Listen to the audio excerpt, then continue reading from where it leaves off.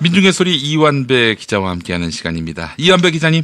네, 안녕하십니까? 예. 자, 오늘 어떤 이야기 해볼까요? 예, 오늘은 대통령 신년 기자회견이 있었는데, 예. 저희가 오전에 녹음을 하는 중이죠. 11시 반에 녹음을 해서. 예. 저도 기자회견을 막 보고 지금 녹음에 들어왔습니다. 예. 그래서 일단 간단히 소감만 말씀드리면, 예.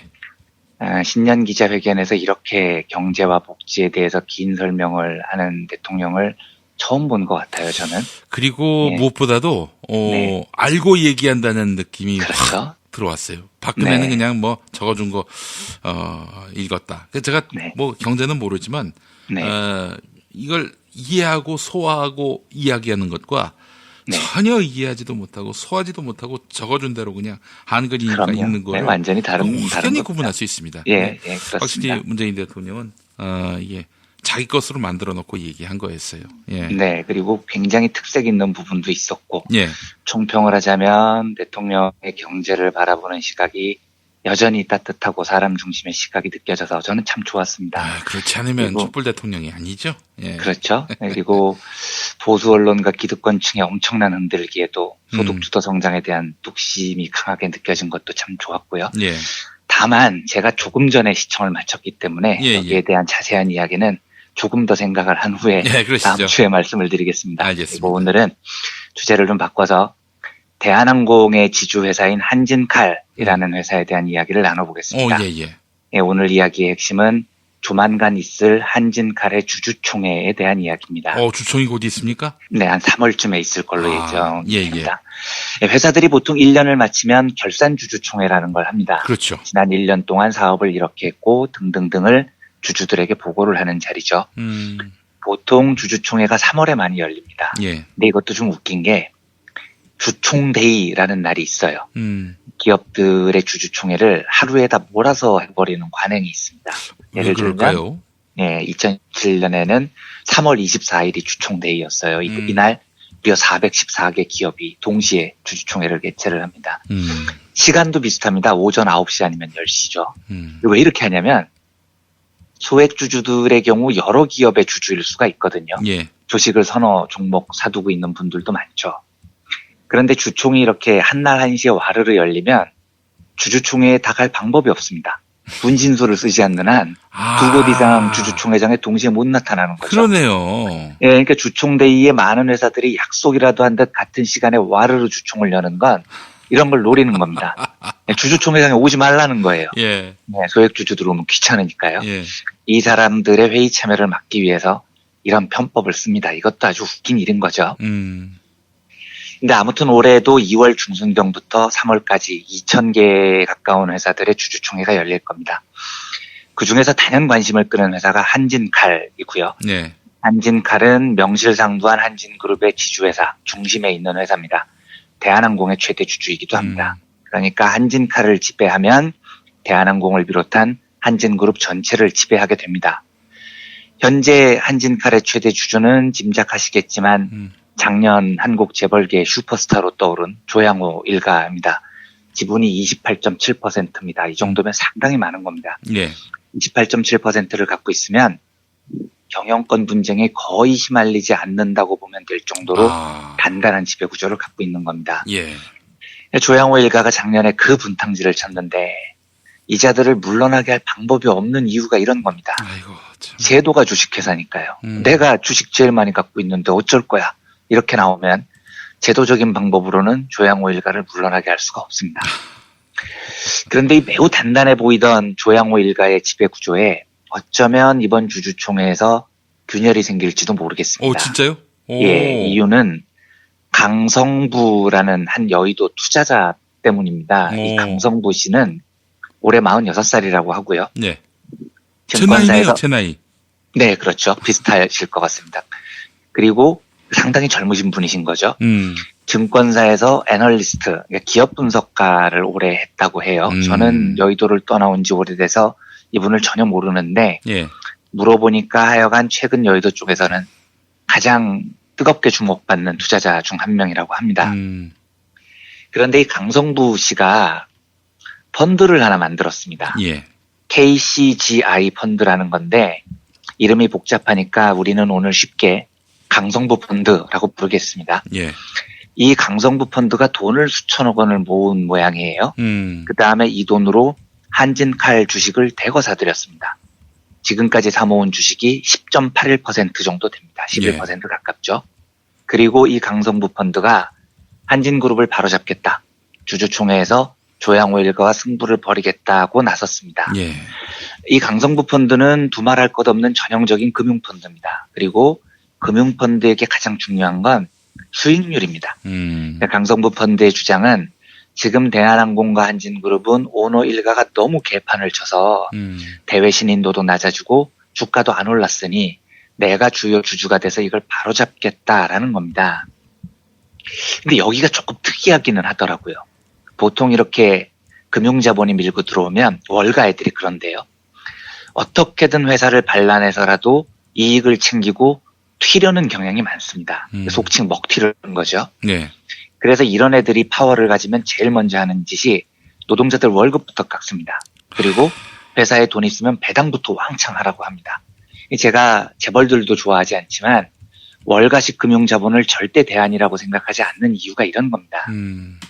그런데 강성부 펀드는 대외적으로 매우 다른 전략을 취하고 있더라고요. 예. 인터뷰를 보면 우리는 절대 먹튀하려고 들어온 게 아니다. 매우 장기적인 주주가 될 거다. 그리고 우리는 한진과 싸우려는 것도 아니다. 잘못된 점을 바로잡아서 회사를 더 나은 방향으로 이끄는 게 목적이다. 배당을 많이 하라는 요구도 안 할 거다. 노동자들 월급 깎으라고도 절대 안 할 거다. 주주와 채권자, 직원들까지 회사의 모든 이해관계자가 행복해지면 좋겠다는 뜻에서 지분을 인수했다. 이렇게 발표를 합니다. 예. 상당히 특이하죠. 네. 만약 이 말이 진실이라면 제가 가끔 말씀드리는 이상적인 기업 지배 구조에 많이 가깝습니다. 제가 지지하는 이해 당사자 이론이 이런 거거든요. 예, 주주는 물론 노동자, 지역 주민 등 기업에 관여하는 모든 이해 당사자들이 행복해지는 것을 목적으로 합니다. 그런데 강성부 씨도 나 배당 많이 받아서 먹튀하려는 거 아니다. 채권자와 직원들 등 모든 이해관계자가 행복해졌으면 좋겠다. 이렇게 말을 하니까 말 자체는 상당히 신선합니다. 물론 그 말이 진실인지 아닌지는 앞으로 지켜봐야 됩니다. 제 느낌에 이럴 수도 있어요. 아까 말씀드렸듯이 강성부 펀드가 보유한 한진칼 지분이 11%에 조금 못 미치고요. 반면에 조양호 일가 지분은 28%가 넘죠. 이러면 일단 수치상으로는 상대가 안 된다고 봐야 됩니다. 예. 근데 이번에는 역전 가능성이 있습니다. 왜냐하면 여론 때문입니다. 지금 거의 온 국민이 조씨가를 경영해서 축출해야 한다고 생각하잖아요. 그렇죠. 조양호는 물론이고 폭행정과 조원태, 나가 소리 지르는 이명희, 땅콩회항 조연아, 그 고라니 소리 내는 고라니 조현민, 이게 다 좀 물러났으면 하는 국민적 여망이 있는 겁니다. 그렇죠. 그러니까 제 생각엔 강성부 펀드가 한진칼을 탁 집은 이유도 이런 여론이 있다는 걸 알기 때문이었을 것 같습니다. 여론이 왜 중요하냐면 한진칼 주주 중에 소액 주주 비중이 50%가 넘거든요. 그러니까 만약 여론의 소액 주주 투표가 움직이면 28대 10이라는 열세를 뒤집을 가능성이 생기는 거죠. 또 한 가지 이 분위기가 좀 웃긴 게요. 과거에 제일모직 삼성물산 합병 때 엘리언 매니지먼트라는 미국계 펀드가 들어와서 크게 싸움이 났는데 예. 이때 삼성이 재벌들한테 엄청나게 SOS를 칩니다. 그래서 상당히 도움을 많이 받았어요. 예를 들면 장판 만드는 KCC 그룹이 제일 앞장서서 백기사 역할을 하면서 삼성물산 지분 6%를 상당히 급하게 사들입니다. 그리고 찬성표 몰표를 던졌죠.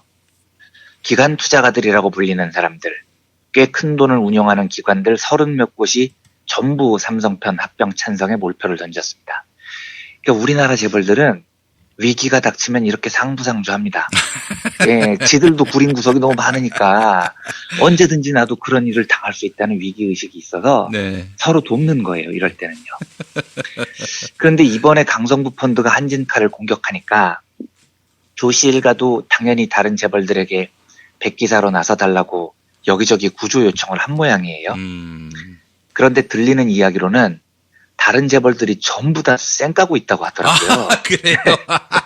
이게 왜냐하면 재벌들도 아는 겁니다. 여기서 발 잘못 담궜다가 여론의 집중 포화를 맞을 가능성이 높거든요. 그렇죠. 야, 이제 하다 조양호 지키려고 니들이 나서냐 이런 소리를 재벌들도 듣기가 싫은 겁니다. 이건 너무 큰 그렇군요. 모험이에요. 예. 이 회사 주식을 3% 정도 들고 있는 한국투자신탁운용이라는 곳이 있습니다. 여기가 한투증권 계열사고요. 한투는 동원그룹 계열로 보는 게 적절합니다. 동원그룹. 참치 만드는. 예. 네. 지금은 사실 공식적으로 동원그룹과 한국투자금융그룹이 갈라섰는데 아버지가 같아요. 아버지가 동원그룹 창업주인 김재철 회장이고 아들 형제가 한 명은 차남은 동원그룹을 네. 장남은 한국투자금융그룹을 각각 나눠 가진 겁니다. 네. 그러니까 지금 한투그룹의 총수인 김남구 회장도 동원그룹의 2세인 거죠. 재벌 2세입니다. 그런데 여기가 조양호 편을 안 듭니다. 심지어 이쪽이 강성펀드하고 손을 잡을 수도 있다는 소문까지 지금 돌더라고요. 그러니까 지금 조양호 일가는 재벌들 사이에서도 왕따를 당하고 있습니다. 예, 조양호 일가가 얼마나 개판으로 했으면 네. 동원그룹 2세가 안 도와주려고 하겠습니다. 오. 조선내화라는 중견기업이 있습니다. 굉장히 탄탄한 회사인데요. 고열을 견디는 물질을 내화물이라고 하는데 이걸 만드는 회사입니다.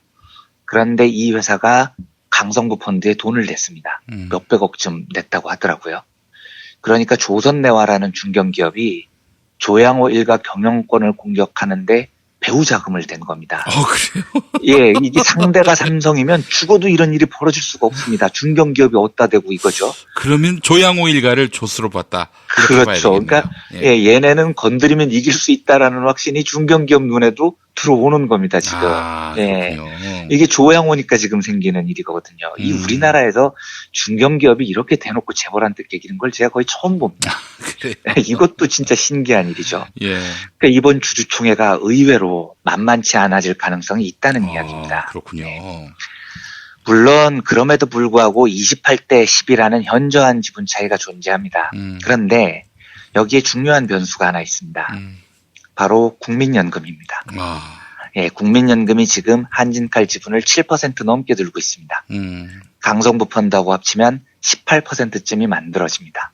만약에 국민연금이 강성부 펀드 편을 들면 28대 10이었던 열세가 28대 18로 좁혀집니다. 이러면 진짜 해볼 만한 싸움이 되는 겁니다.